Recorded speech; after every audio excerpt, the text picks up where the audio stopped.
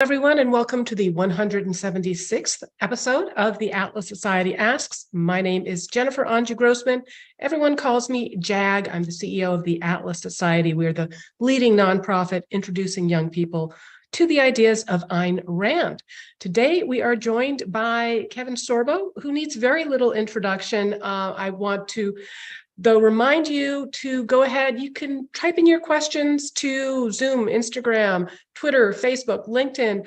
We'll try to get to a couple of them, but we are going to have a bit of a abbreviated program today. Kevin has already done, I think, 11 interviews today, and I don't know how many thousands over the past 5 weeks.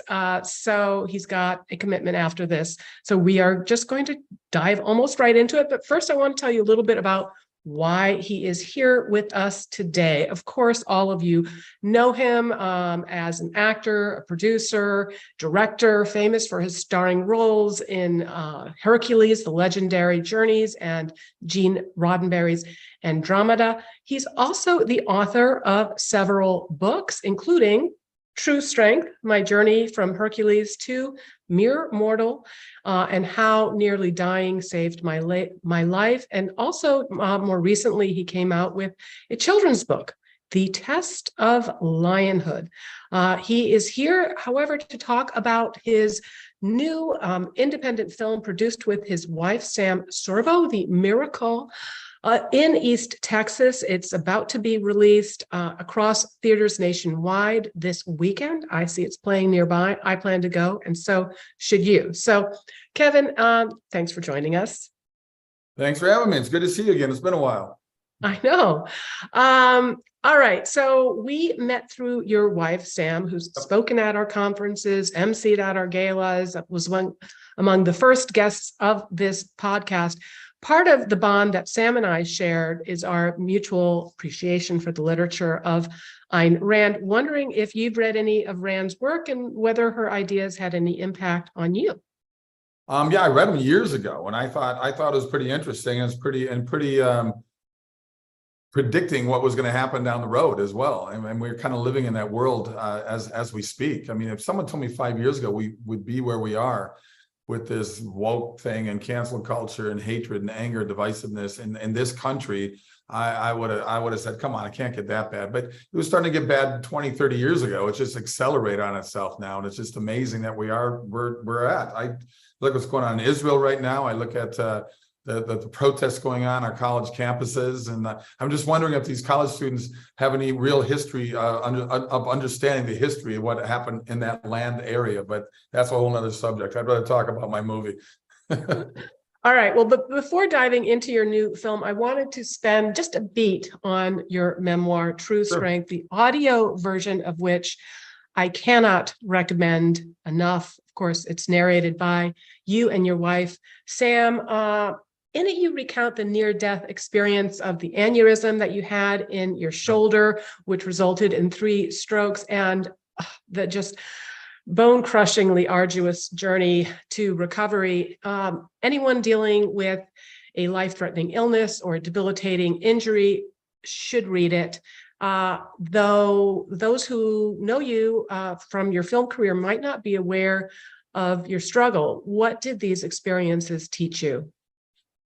Well, I quickly how it all happened. It was on the season 5 of Hercules. We're just wrapping up the season, and I was having all kinds of problems with my left shoulder. My hand was cold and numb. I couldn't figure what was going on with my left arm. It was weird. My ego, I was doing my own stunts because my ego said that I could, and I enjoyed doing them. And I was always getting cuts and bumps and bruises, sprains, whatever. So I just kind of blew it off. I flew back to America and I just did publicity on my first big budget movie called Call the Conqueror. And I got to a point that I had to go see my doctor. They found a lump way up here. Before they could do anything about it, it basically opened up and it sent hundreds of clots down to my arm. But it's actually 4 strokes because the speech went as well. But that one dissolved rather quickly, thank God. But I spent the next 4 months learning how to walk and balance again. It took me 3 years to fully recover, to get past all the things that had gone on. Vertigo, loss of sight, loss of balance, all kinds of issues were going on with it.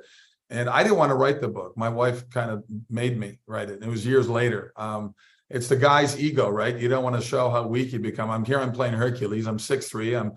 225 pounds. I'm ripped up, you know, 32-inch waist, 46-inch chest. And I'm like, I feel like I'm on top of the world, invincible. And sure enough, I have this thing happen to me. So it was a tough road to go through, but I wrote the book, and I'm grateful that I wrote it now, because not only was it therapeutic for me, but when I started doing the book signing on it, I had people of all walks of life come to the Barnes and Nobles, all these book signings I did across the country.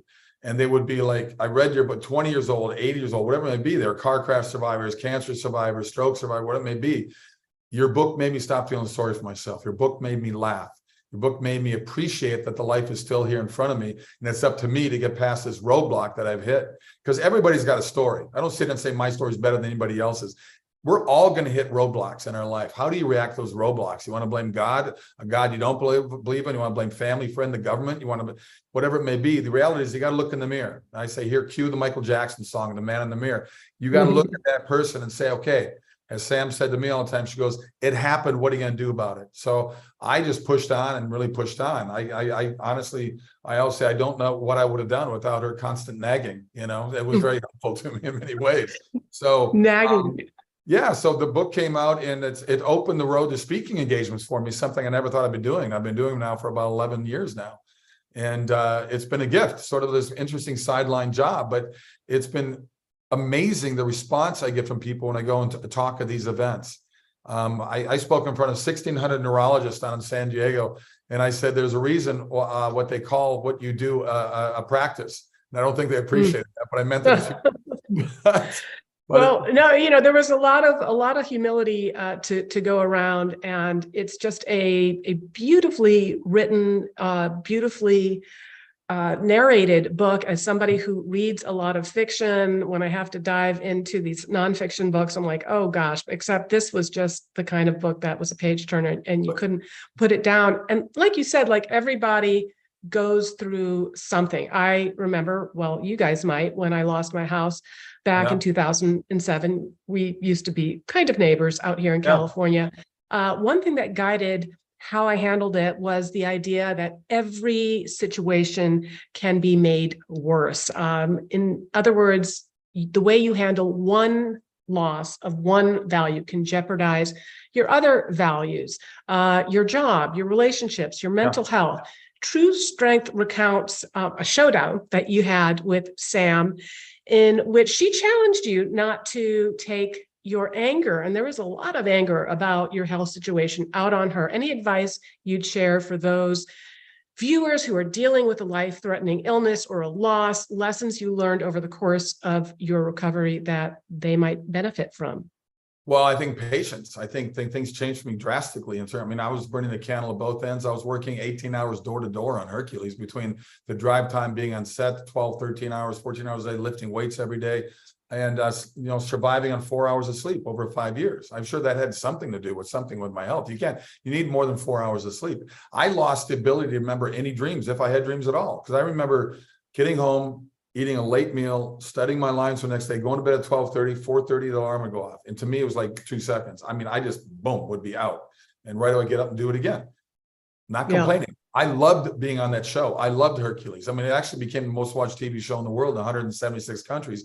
And it opened the door for me the rest of my life, my career. I'm grateful that the Universal Studios, they didn't do it out of the goodness of their heart. I mean, we were the most watched show in the world. It was making money. They kept the series going. So I went back to do season 6, and I went from a 14-hour day down 1 to 2 hours a day. So I couldn't do much more. They brought a lot of stunt casting in. When I say stunt casting, other actors that people know who they are, to keep, hopefully keep the show going. But it gave me light at the end of a very long and dark tunnel. And I think that's what you need. You have to find hope and all the negativity that happens in our lives, because nobody, God didn't promise you an easy life. So for me, it was like, okay, this is here, it's in front of me. I got to push myself to get better now, because it would wipe me out. I mean, my brain would get so wiped out just being around people. I didn't drive for 2 years. I couldn't handle it. I couldn't see the cars going by, and everything was just, it was too much for my brain to take. But I kept pushing myself because I'm a jock. It was that no pain, no gain mentality. So if I wiped my brain out by too much stuff coming in, that was a good thing, even though it took me 3 days to sort of recover again. But I saw little bits, tiny steps of improvement that I knew that I was getting better, and I knew that I would get better. I think people react the same way when bad things happen. You blame God, you blame a God you don't believe in, you blame the world. Well, don't stop doing that.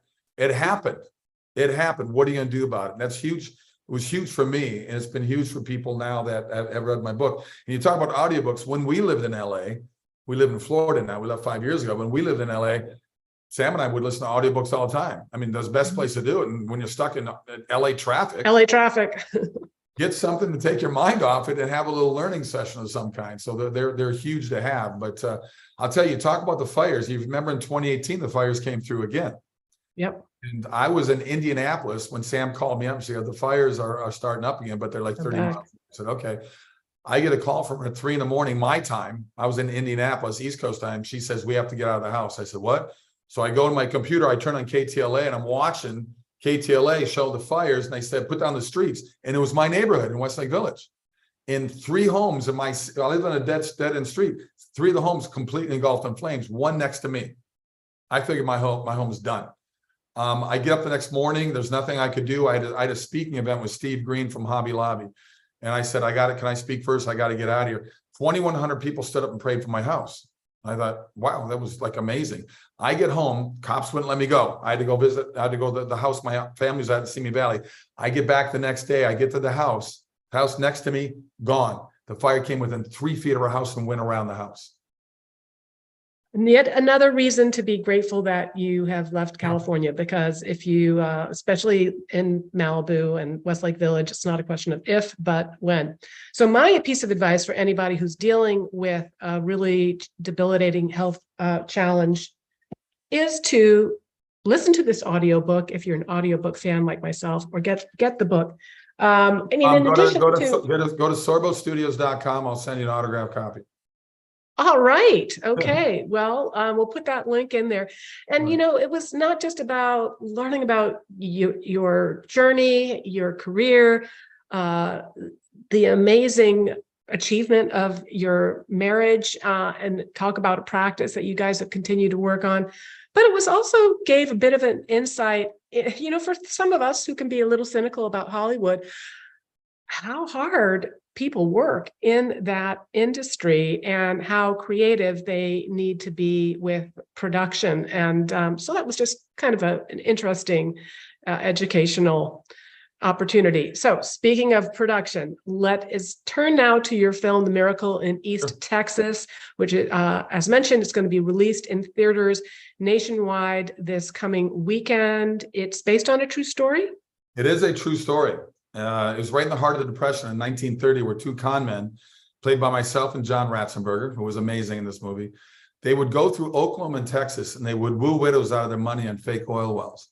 They would sell 500% of the shares, so 5 times its actual value, to clear a dry hole, go to the next town. They get to Kilgore, Texas, they strike oil, totally by accident. Ends up being the largest oil find in the history of the world. And of course, they get arrested because the 500%, they can't pay everybody back. And all the widows that they ripped off find out about it. They're there for the trial. So the miracle is not only did they find oil, but it's the miracle that happens afterwards. And I don't want to give that part away.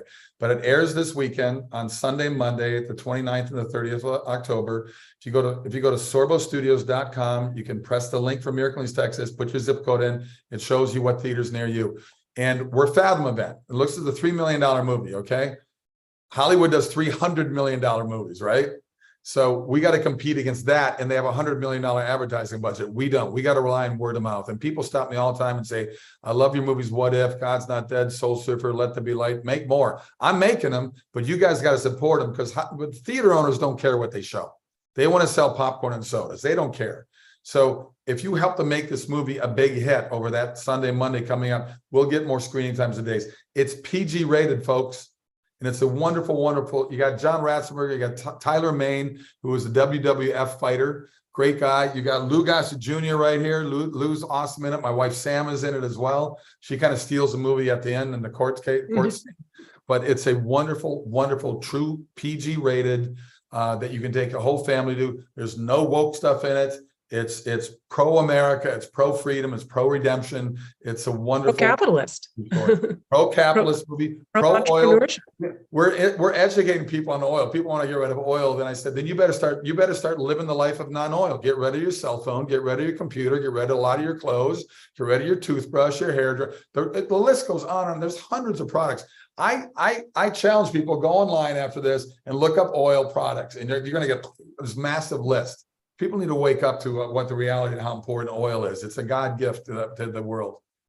So I want to appeal to the self-interest of all of the objectivists out there. Seeing this movie, not only will you have a great time and really enjoy it, but you'll also be demonstrating demand for the kind of content that Kevin and his wife puts out. So Can I say real quick? It's won 10 film festivals, everything from best comedy to judge's favorite, family favorite. It's won 10 different film festivals. It's a good movie. Amazing. So, $3 million budget. Every film production brings its own unique set of challenges. What were some that you overcame with this film? You know what? We had to put it together so quickly. We were able to get it funded. On once again, just like it has got to be a God thing. Sam and I were speaking at an event out in Palm Springs. And afterwards, we were both signing our books. And this gentleman walks up. Because one of the questions they asked, like, how difficult is to fund independent movies? And I said, well, we don't ask for a lot of money, and the movies that we make, people make money back, because we're not, we're not having to Hollywood. If you look at Galaxy Quest or whatever they're called, those are like, they need to make 800 million to break even, but they make 2 billion worldwide, so they keep making them. We don't have to have that kind of money maker. But he slides across this piece of paper. I looked at it and he says, can you make a movie out of that? And I said, yes, I can. That's how it got funded. And we decided we want to do it right away. We shot up in Canada. I know people are going, Canada's not Texas, but we used the same location. We shot in the same working Western ranch that Clint Eastwood used in Unforgiven. So if it's good enough for Clint, it's good enough for Kevin Sorbo. I'll tell you that much right now. So you get the bigger tax credit. You get a bigger dollar for dollar average. And people are unaware. They think everything's shot in Hollywood. Maybe sitcoms are. Most shows are shot in Vancouver, Toronto, Georgia, Louisiana, Oklahoma. I mean, not that much stuff shoots in the state of California. So we shot it up there. And I think the biggest challenge was putting it together as quick as we did, because we talked to a production company up there that I've worked with before. And I said, we got to get this ready in 3 weeks. They said, what? Even independent movies are going to take usually 6 to 8 weeks to get everything rolling. We got sets built, everything within 3 weeks, which was amazing. The crew that we had up there is the same crew I did a movie with about, how long ago was that one? It's probably about 5 years before that one. So, but it was the same crew that I've used before, and they were fantastic. And I did another movie with them that released in theaters this January that I directed called Left Behind, Rise of the Antichrist, based on the Left Behind books that Jerry Jenkins and Tim LaHaye did. I highly recommend those ones as well. But it was, I think that was the biggest thing, was just putting that crew together that quickly, and we did it. It was amazing. So the movie is at once an improbable love story and improbable entrepreneurial success, the story of men overcoming their wayward ways to find integrity. But it's also a story about overcoming racial divides and prejudice. In that respect, it shows how capitalism acts as a force to break down bigotry. Your character, Doc Boyd, at one point says, when I see money, I don't see black, I don't see white, I see green, and that's the only color that concerns me. What does that aspect of the film have to teach us today? Well, I think that I never even thought about racism until, I'm sorry, I gotta say this, until Obama became president. He brought it to the forefront again. I thought it was, I've got plenty of black friends that I know, and I was just like, isn't it amazing that I think that the country seemed to be going in a really pretty good direction. And then all of a sudden, through public education, through universities, and through Washington, D.C., it became a huge issue again. And everything was called, that's race. My kids all the time, doesn't matter what I say, they say it as a joke, of course. I'll walk in and say, oh man, I had a horrible day on the golf course. That's racist, Dad. They just say it just to be. Must be the white supremacy. Must be white supremacy. So it's just, they brought it back when to me, it was going away. And it's really sad. It was all done on purpose. I mean, you look at guys like, Jackson, Jesse Jackson and Reverend Sharpton, whatever the heck his name is. They make their living off of that. They want to keep it alive. They want to go after companies and say, we're going to come after you and say you're racist unless you give us $1 million for our foundation. I mean, it's amazing Awesome. what they do. Yeah. It's like total blackmail when they do this, not to be meant as a pun, but I mean, it's just weird that we're going through this again. And it's unfortunate. This movie shows there certainly was probably more racism back in the 1930 than it was going in the world up until the last 10 years. And this shows blacks and whites working together. In fact, there's a scene in there where John Ratzenberger's character says, he said, I never thought I'd see this, blacks and white working together. Because this oil find brought prosperity to blacks and whites in that community. Capitalism brought prosperity to it. I've worked with actors that's claimed they're socialists and all that. And I said, then you should feel guilty of the money you're making in this industry. You should give a lot of it away. Because I don't care what Hollywood says. It's a capitalist business. They can go on their woke crap and believe in socialism and communism. Behind closed doors, they're capitalists and they know it. I mean, you look at China, total communist government, but when it comes to capitalism, they're a capitalist government. So one of the aspects of the film that I enjoyed and struck me as unusual was that the protagonists were older. And again, this was based on a true story, but the two leading characters, obviously all of the widows that they had swindled, eventually they were finding redemption, finding love in the autumn of their years. Ours is often described as a youth-obsessed culture. What can the movie tell us about finding purpose and fulfillment after the bloom is off the rose? Well, we're a youth world. We're a youth culture. Everything deals with commercials, television, movies deals with young, stay young as long as you can. And so we fall in that trap. Aging is something that you can't stop. I mean, it's going to happen. I wish I was still 35 years old. I'm not. And the mirror tells me so. But the reality is, I think in any age of life, it depends on your attitude. If you're going to let fear control your life, you're not going to go anywhere. But if you're going to look at things in a more positive way, bad things, like I said, happen to all of us, and it happens all the time. You got to find a place. Jimmy Buffett said, may he rest in peace. I was a big fan of his music. He said, you better find humor in everything, because it's going to be a pretty long life for you if you're going to make the bad things that happen to us, because we all have bad things happen, if you let that control your life. Because if you're going to live your life just being angry and down and just pissed off at the world, not a great way to live out your life, and not a great way to go through life. So to me, you got to find the humor in everything. And that's why I think I like doing humor. There's a lot of humor in this movie. People will love it. All right. I'm going to squeeze in a couple of questions from the audience, because otherwise they'll get very pissed off at me. Rick Robin Kagnan asks, Cull the Conqueror, big fan here. Have you, Kevin, ventured into voice acting? I have done some voice acting. I wish I could do more, but I did a thing called The Conduit. I did God of War 3. I remember I still get invited to these Comic-Con shows because of Hercules and Andromeda, but there's a thing in Indianapolis called Gen Con, which is all just gamers. And I must have signed 500 of these DVD covers in 2 days at this place. And these guys would walk up to me at the God of War 3 and go, man, you were awesome in this. Sorry I had to kill you at the end, but you're really good at this. But I would love to do more. I do a lot of narration. I've done a lot of narration for documentaries. I've done about 9 documentaries now. I've got 2 coming out next year. And ironically, I was just in Israel filming one of them. So that attack could have happened anytime while I was there. But I do a lot of voiceover that way. And I enjoy doing it. I have a voice agent, but who knows? Maybe there's a blacklist in Hollywood because I'm Christian and a conservative.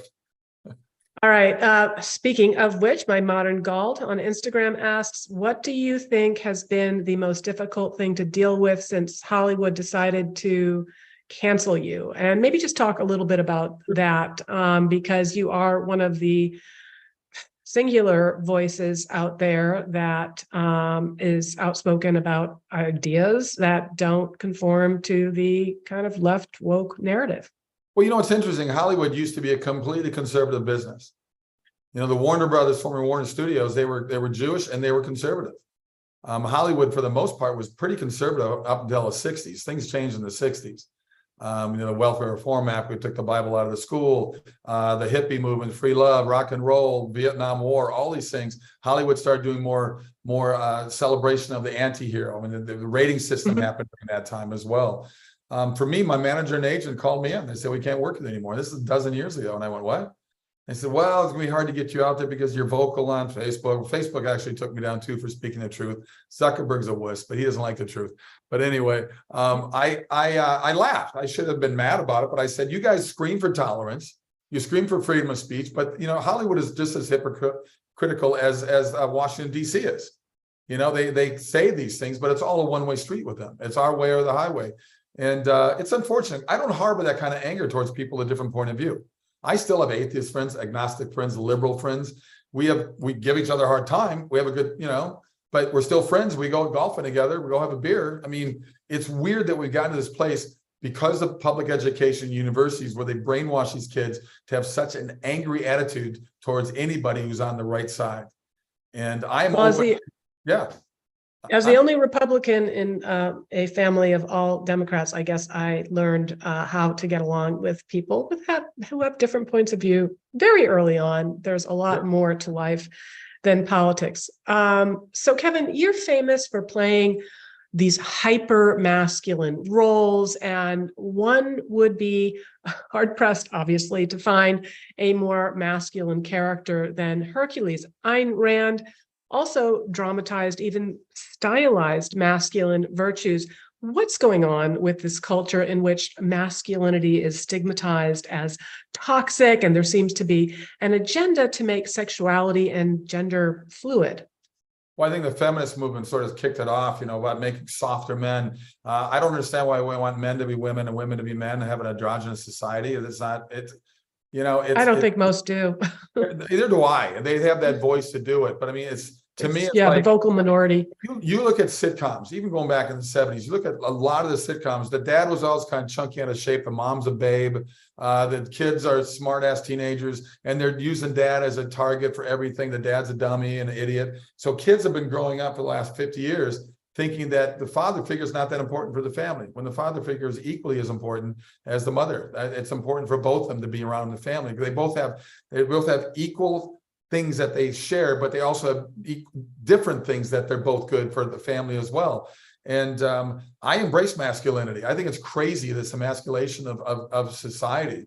There's nothing wrong with, you don't have to be a Dwayne Johnson, okay? You don't have to be this big, muscle-bound person. A strong father is really just, a strong man is just somebody that is willing to protect his family, to be a supplier for his family. And that's not saying that a woman can't, supply for the family as well. But I mean, I grew up, my mom raised 5 kids. She was a nurse, but she raised 5 kids. I'm the 4th of 5. My dad was a school teacher. School teacher's salary on 7th and 8th grade kids on 5 kids. I don't know how they did it, but they taught us all to be hardworking, to be not expecting handouts, to not give up, today's world, they give up once and it's your fault. Oh my God, it's your fault that I'm this way. So I'm going to join Antifa and be angry at the world right now. I mean, it's amazing to me that we're letting these punks do what they're doing to businesses and schools and all this kind of stuff. Make me president. I can solve a lot of the world problems right now. People would call you have our endorsement.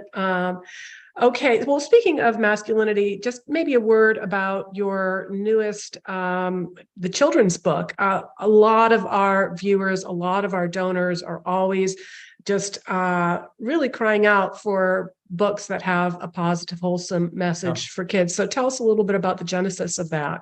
It's called The Test of Lionhood. And it came my way through the people Brave Books. Go to bravebooks.com, get an autographed copy from me, join from 1 year, every month you get a new book. These are books for like 4 to 12-year-olds. And my book it's about letting kids be kids. I'm getting packed by the alphabet crowd and I was saying I'm anti this and anti that. I'm not anti anything. I'm pro kid. I'm pro child. That's what I am. It's a simple little story about Lucas, the lion cub. Lucas is out playing in the woods with his 2 little sisters. She gets cut by a plant that he knows is a very dangerous plant, that she'll die if she doesn't get the treatment for it. He's too far away from home. He's closer to the mountain that has the flower that his father told him will save his little sister's life.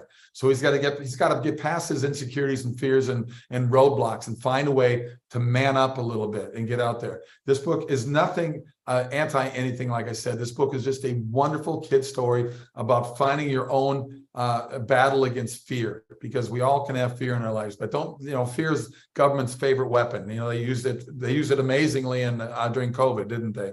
So it's just a wonderful, wonderful, fun book. If you remember last year, Kirk Cameron had a book out with Brave Book as well. They wouldn't let him read at public libraries. They were okay with drag queens reading to 7-year-olds, but apparently Kirk Cameron is too scary for 7-year-olds. It's just this whole, once again, this cancel culture. I want to meet these people. I would like to meet all the cancel culture people, because obviously they have led amazingly perfect and sin-free lives. These are amazing, amazing people that have nothing to be embarrassed about in their life. So I'm sorry, that's sarcasm if you didn't get it. All right. So again, just I'm sure a lot of people, including yours truly, are going to want to get those autographed books. So we go to, tell us where. SorboStudios.com. They can go there to get the book. SorboStudios.com. Plus, they can get the movie tickets right now for Miracle in East Texas. Well, folks, you are not going to want to miss this movie. It's spectacular. Just briefly, what's next for you and Sam? We've been doing a lot of speaking events. I just got back from Grand Rapids speaking up there. I do about 15 speaking events a year. We got a waiver for 2 movies coming up that I'm doing. So I'm shooting a movie in Flint, Michigan, and another one in Fort Worth. They're doing a Christmas movie there. The one in Flint, Michigan is a true story about a woman that was in stage 4 breast cancer and still wanted to carry her baby to full term. It's a very wonderful, touching story. I've got 2 documentaries that are almost complete that will be out next year. And one's called The Quest for the Throne, dealing with through archaeological digs in Israel. We traced the flow of the Ark of the Covenant. So I was really Indiana Jones. And then I got the other one called Eating with the Enemy, which deals with the Last Supper that's coming out at Easter. And it's a pretty amazing documentary on that. And I've got 4 of the movies in post-production. And I've got another documentary I start in January. So I'm staying busy. Plus a lot of other interviews, even later than this one for you there. I do. I got 3 more today. Oh my God. All right. So just best way to keep track of you. SorboStudios.com. Best place to go. Newsletter. We can sign up. You can sign up there. My wife is on that same site with me. You can go to her side of it or go to my side of it, or both sides of it. She has a lot of great books as well. She's got a wonderful book called Words for Warriors. I think you'll like that. I know. I've read it. We had her on to talk about it. Very cool. All right. Well, thank you, Kevin. And thanks all of you for joining us today. If you enjoyed this video or any of our other materials and programs, please consider making a tax-deductible donation to the Atlas Society at atlassociety.org. And join us next week when Jim Pethokoukis is going to join us to talk about his new book, The Conservative Futurist: How to Create the Sci-Fi World We Were